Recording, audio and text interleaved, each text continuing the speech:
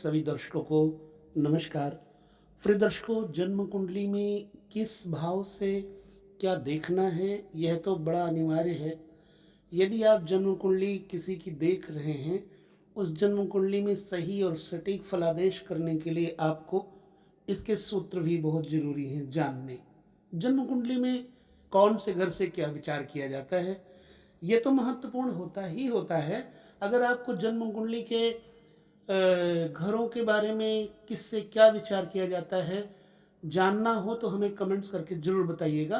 परंतु हाँ, आज के इस विषय को लेकर चलते हैं आप सो लोगों के लिए सूत्र का।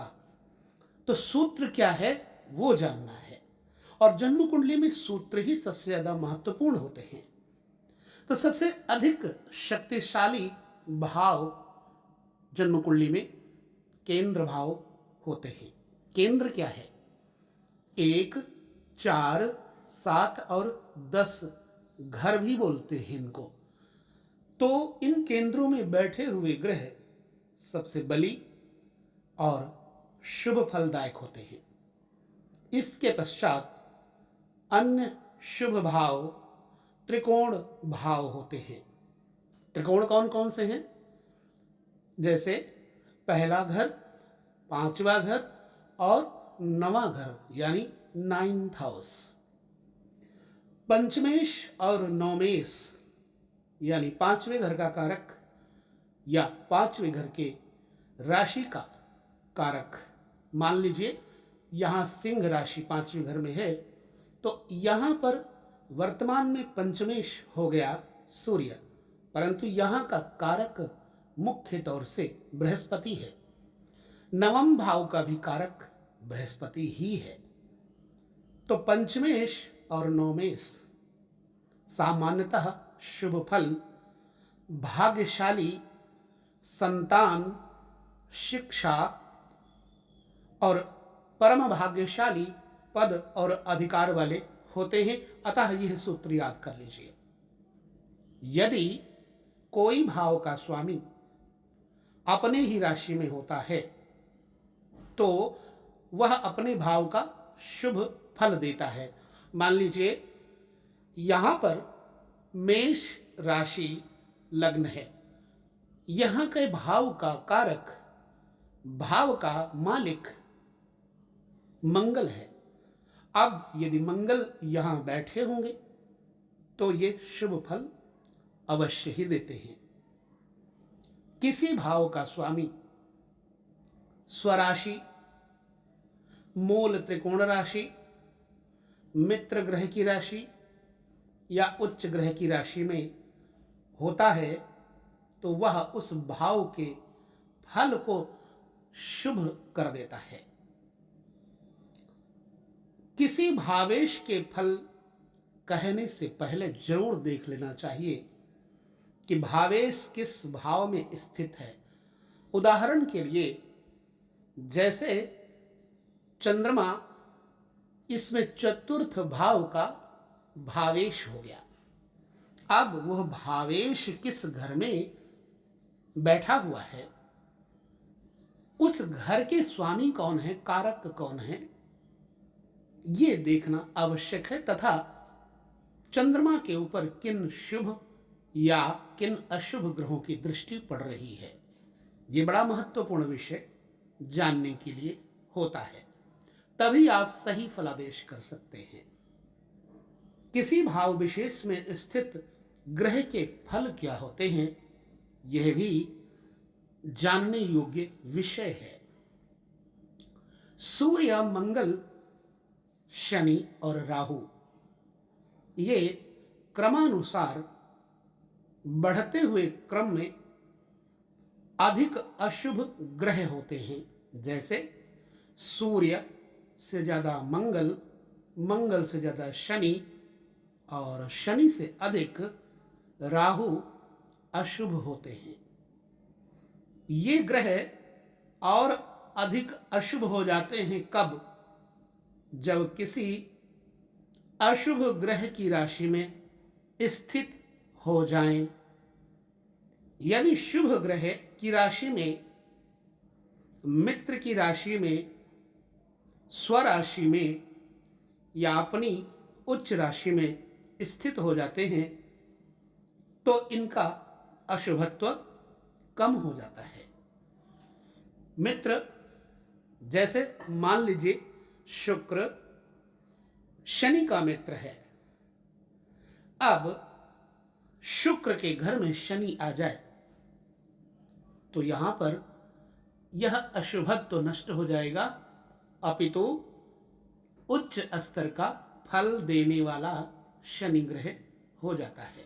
या फिर द्वितीय घर में शनि आ जाए तो दूसरे घर में वृष राशि है और वृष के कारक वृष राशि के मुख्यतः शुक्र स्वामी होते हैं, अतः शुक्र शनि के मित्र हैं, इसलिए शनि वहां बैठेंगे तो अशुभत्व प्रदान नहीं करेंगे। चलिए, तो अशुभ ग्रहों के बारे में हो गया। चंद्रमा, बुध, शुक्र, केतु और गुरु। जैसे चंद्रमा से अधिक बुध, बुध से अधिक शुक्र और शुक्र से केतु और केतु से गुरु, क्रम अनुसार बढ़ते हुए क्रम में शुभ ग्रह हैं। जब ये ग्रह शुभ ग्रह की राशि में स्थित हो जाते हैं तो और अधिक शुभ हो जाते हैं, और जब ये ग्रह अशुभ ग्रह की राशि में स्थित हो जाते हैं तो अपना शुभत्व खोने लगते हैं। सामान्यतः जब फलादेश किया जाता है तो केतु को अशुभ ग्रह माना जाता है। राहु, मंगल, शनि और सूर्य जैसे अशुभ ग्रह तीसरे, छठे और 11वें भाव में सदैव ही शुभ फल देने वाले होते हैं। इस पॉइंट को जरूर नोट कर लीजिए। और हाँ, एकादश भाव में अर्थात 11वें भाव में सभी ग्रह शुभ फल ही देते हैं। यदि कोई अशुभ ग्रह किसी भी भाव का स्वामी क्यों न हो, यदि लग्न से तृतीय भाव में स्थित हो जाए तो शुभ फल देता है।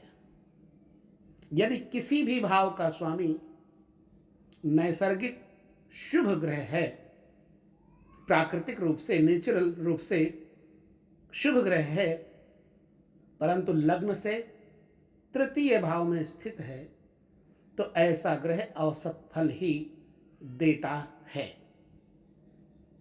यदि किसी भाव में शुभ ग्रह स्थित हो तो उस भाव के शुभ फल बढ़ जाते हैं, और इसके विपरीत किसी भाव में अशुभ ग्रह स्थित हो जाएं तो उस भाव से संबंधित शुभ फलों में कमी हो जाती है। छठा, 8वां और 12वां भाव, इनको त्रिक भाव, दुस्थ भाव ये कहा जाता है।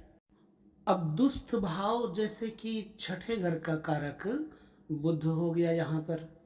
हालांकि यहाँ पर शनि मंगल की अपनी वो होती है, प्रॉपर्टी होती है, परंतु यहाँ के राशि का जो कारक है वो खास तौर से बुध हो गया। अब बुध त्रिक भाव का कारक होने के कारण किसी भी ग्रह के साथ बैठेगा उस भाव को खराब करेगा। इसी तरह से अष्टम स्थान का मालिक मंगल वृश्चिक राशि का स्वामी है। चूंकि एक चीज और कह देता हूं, जब मेष लग्न हो तो मंगल त्रिक भाव का कारक बन जाता है अष्टमेश होने के नाते, परंतु इसका नुकसान बहुत कम होता है। परंतु यदि कोई अन्य राशि, मान लो यहाँ तो मेष लग्न है, मान लीजिए कहीं मीन लग्न होता तो यहाँ का कारक शुक्र बन जाता। तो जो अष्टमेश होता है वो किसी भी ग्रह के साथ बैठेगा, किसी भी घर में बैठेगा तो कलह कारक बन जाता है। इसी तरह से द्वादशेश भी त्रिक भाव कारक है। तो त्रिक स्थान का कारक होने के नाते बृहस्पति यदि किसी ग्रह के साथ किसी घर में बैठेगा, वो है कि निश्चित बात की बृहस्पति शुभ है, परंतु त्रिक भाव के कारक होने के नाते यहाँ पर व्यय बढ़ा देगा। चाहे वो सुख में बैठे तो सुख में व्यय बढ़ाएगा, पत्नी के घर में बैठे तो पत्नी से व्यय और आपस में मतभेद विवाद बढ़ाएगा। इसी तरह से अगर ये कर्म में बैठेगा तो कर्म में भी नुकसान देगा। अतः छठे, आठवें और 12वें घरों के मालिक किसी भी भाव में बैठ जाएं, उस भाव का नुकसान करते हैं।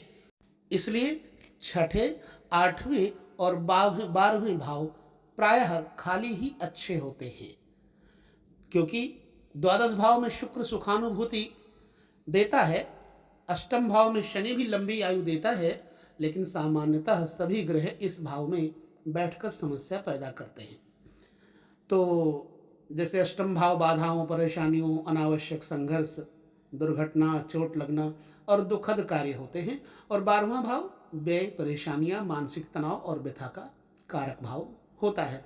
तो कहने का भाव यही है कि इनको मालिक कहीं बैठेंगे तो उनको नुकसान करेंगे।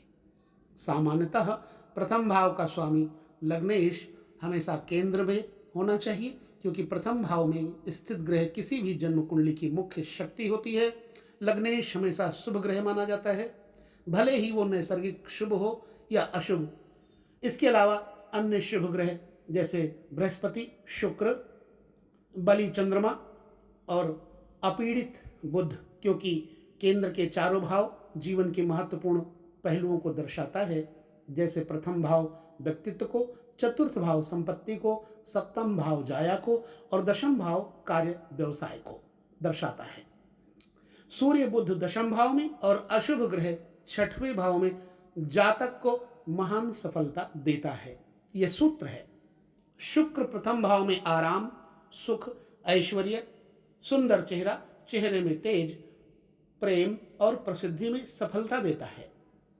बुध सदैव चतुर्थ भाव में उच्च स्तर के स्रोत और सामाजिक सफलता, राजनीति में योग बनाती है। यदि यह बुध नीच का या निर्बल हो तो भी यह स्थानीय राजनीति में सफलता अवश्य देता है।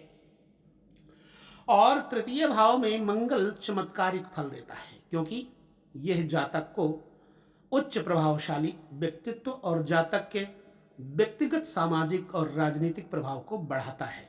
इस प्रकार का मंगल होने पर जातक को अपने भाग्य से ज्यादा प्रयास करने पड़ते हैं और व्यक्ति अपने प्रयासों से ही सफल होता है। दशम भाव में मंगल सौभाग्य का प्रतीक होता है। ऐसा व्यक्ति अपने परिवार में एक चमकता हुआ सितारा होता है।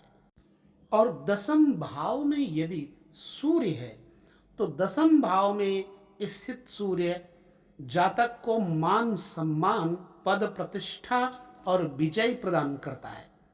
इस प्रकार के लोग अपने पिता और अधिकारियों का सहयोग प्राप्त करते हैं और ऐसे व्यक्ति प्रशासनिक कार्यों में भी सफल होते हैं, ऐसा देखा गया है। नवम भाव में स्थित चंद्रमा व्यक्ति को उच्च, भाग्यशाली, धार्मिक और बुद्धिमान व्यक्ति बनाता है। ऐसा व्यक्ति समाज में उच्च स्तर का सम्मान प्राप्त करता है और उसके आसपास के लोग हमेशा उसका सम्मान करते हैं। साथ ही सभी सज्जन पुरुष भी ऐसे व्यक्ति को सम्मान देते हैं। ऐसा चंद्रमा शत्रुओं का नाश करने के लिए सर्वोत्तम होता है। अष्टम भाव में स्थित शनि जातक को लंबी आयु, छठे भाव में स्थित गुरु शत्रुओं का नाश और दशम भाव में स्थित मंगल सौभाग्य लाता है। राहु, केतु और अष्टमेश जिस भाव में स्थित होते हैं उस भाव को खराब करते हैं। यदि दूसरे, पांचवें और सातवें भाव में इकलौता गुरु स्थित हो तो धन संपत्ति, पुत्र संतान और जाया अर्थात जीवन साथी के लिए क्रमशः समस्या पैदा करता है। दूसरे, पांचवें और सातवें भाव में अकेला बृहस्पति ये समस्या पैदा करता है। इसी प्रकार यदि कोई कारक, किसी भाव का कारक ग्रह उसी भाव में स्थित हो जाए तो उस भाव के शुभ फलों को खराब कर देता है। सूत्र है, एकादश भाव में असीमित धन लाभ कराता है और व्यक्ति अपने मित्र तथा प्रभावशाली लोगों से धन अर्जित करता है। बृहस्पति, यदि गुरु किसी भी केंद्र में स्थित हो तो जातक सभी शुभ वस्तुएं जैसे धन संपत्ति, परिवार, संतान, शिक्षा, आध्यात्मिक ज्ञान, सौभाग्य, धन, स्वास्थ्य और मान सम्मान अर्जित करता है। ऐसे व्यक्ति का उच्च स्तर वाद संवाद निपुण होता है और कोई भी किए जाने वाले कार्य को कभी अधूरा नहीं छोड़ता। वास्तव में वह एक अच्छा नेता होता है, साथ ही सभी दुर्भाग्यपूर्ण घटनाओं से बचा रहता है। इस तरह का गुरु जातक को अपने पूर्वजों से आशीर्वाद दिलाता है। लग्न में स्थित शनि सर्वोत्तम माना जाता है और इस प्रकार का शनि न केवल जातक की आयु को बढ़ाता है बल्कि जीवन में संतुलन की भावना भी देता है, जिसके कारण व्यक्ति जीवन में उच्च सफलताएं प्राप्त करता है और एक अच्छा राजनीतिज्ञ हो सकता है, उत्तम प्रशासक हो सकता है, अच्छा वैज्ञानिक हो सकता है और अच्छा ज्योतिषी हो सकता है। जन्म कुंडली में शनि की बलवान स्थिति उच्च राशि जातक को संतुलित जीवन देती है, जबकि निर्बल शनि नीच राशि जीवन में बहुत से उतार चढ़ाव देती है। अतः इस सूत्र को भी ध्यान में रखना चाहिए। जन्म कुंडली में केंद्र में बलि गुरु सभी प्रकार के दुर्भाग्य और समस्याओं से रक्षा करता है और शिक्षा के लिए भाग्यशाली संतान और उनकी शिक्षा के लिए शुभ माना जाता है। केंद्र और त्रिकोण में बलि शुक्र प्रेम संबंध, धन संपत्ति, सुख, सभी आराम और चमक दमक देता है और बलवान बुध वाणी कुशलता, बुद्धि और व्यापारिक गुण देता है। व्यापार में स्थिरता के लिए शनि का बलवान होना बड़ा ही आवश्यक है। जन्म कुंडली में यदि चंद्रमा पीड़ित न हो और पूर्णिमा के नजदीक का पक्ष वाली चंद्रमा केंद्र या त्रिकोण में हो तो जातक महान कल्पनाशील, अच्छा मानसिक स्वास्थ्य और माता एवं स्त्रियों से प्रसन्नता देता है। मेष, वृश्चिक, सिंह, धनु, मकर राशि में बलि मंगल केंद्र या त्रिकोण में स्थित हो तो जातक ऊर्जा, स्फूर्ति, साहस और बल से परिपूर्ण होता है। बलवान केतु लग्न में 5वें भाव में, 9th हाउस में यानी भाव में और तीसरे तथा छठे और 11वें भाव में जातक को साहस और भय एवं भ्रम की स्थिति से दूर करता है। द्वादश भाव में यानी 12वें घर में स्थित शुक्र सैया का सुख देता है। प्रायः शुक्र द्वादश भाव मीन राशि, कन्या और मेष राशि में शुभ फल देता है। दशम भाव में स्थित कोई भी ग्रह जातक की आजीविका और व्यावसायिक जीवन को नियंत्रित करता है। यदि दशम भाव में कोई ग्रह ना हो तो देखें कि चंद्रमा से दशम भाव में कौन सा ग्रह है। यदि ये भी खाली हो तो देखिए सूर्य से दशम भाव में स्थित कौन सा ग्रह है, क्योंकि सूर्य, चंद्रमा और लग्न से दशम भाव में स्थित कोई भी ग्रह जातक के व्यवसायिक जीवन, कैरियर और आजीविका को नियंत्रित करता है। यदि सूर्य, चंद्रमा और लग्न से दशम भाव खाली हो तब नवांश कुंडली में दशमेश जातक की आजीविका का कारक हो जाता है। कोई ना कोई तो होगा ही। सभी ग्रह अपने स्थान से सप्तम भाव को दृष्टि से देखते हैं। गुरु, राहु और केतु अपने भाव से 5, 7 और 9वें भाव को दृष्टि देते हैं, देखते हैं। शनि अपने भाव से तीसरे, 7वें और 10वें भाव को भी दृष्टि देते हैं। मंगल अपने भाव से चतुर्थ, सप्तम और अष्टम भाव को दृष्टि देते हैं।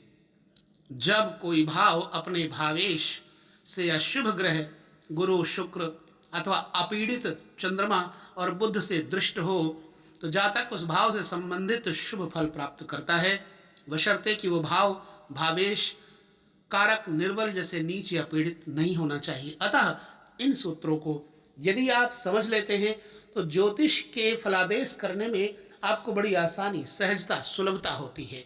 अतः समझ। अब वीडियो अत्यधिक लंबा होने का भय है। हमारे दर्शक भाई बंधु जितने हैं उनको समस्या होती है, इसलिए लंबी वीडियो बन जाने से मुझे भी थोड़ा संकोच होता है। अतः यदि आपको इस वीडियो से थोड़ा सा भी संबल मिलता है, साहस मिलता है, देखने की प्रक्रिया मालूम होती है, सूत्र समझ में आते हैं, तो आप हमें ज़रूर बताएं।